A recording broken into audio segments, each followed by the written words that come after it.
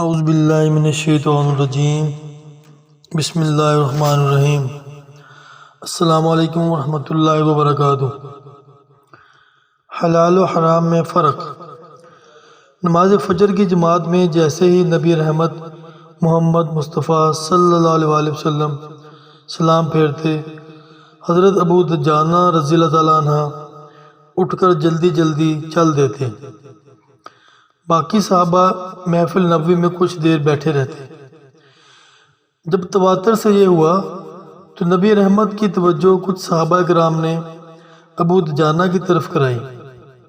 اگلے دن سلام پھیرنے کے بعد محمد عربی صلی اللہ علیہ وسلم نے ابو دجانہ رضی اللہ تعالیٰ عنہ کو آواز دی، ابو دجانہ۔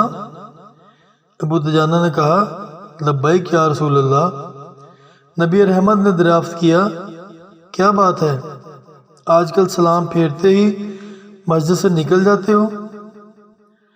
ابو دجانہ رضی اللہ تعالیٰ عنہ نے کہا، اے اللہ کے نبی، کھجور کی فصل پک رہی ہے، میرے پڑوسی کے گھر میں لگے کھجور کے درخت کی کچھ شاخیں میرے گھر کے اوپر ہیں، رات میں پرندوں کی وجہ سے کچھ پکی کھجوریں میرے گھر کے صحن میں گر جاتی ہیں، میں اس لیے نماز کے بعد جلدی کرتا ہوں کہ بچوں کے جاگنے سے پہلے وہ کھجوریں سمیٹ کر پڑوسی کے صحن میں رکھ دوں، کہیں میرے بچے بچپن کی لا علمی میں وہ مال نہ کھا لیں جو ان کے لیے جائز نہیں۔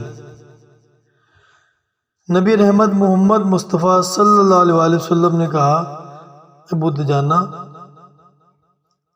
تمہیں بشارت ہو، اللہ رب العزت تمہاری اس صدا سے اتنا خوش ہوا ہے کہ تمہارے لیے جنت کی بشارت ہے۔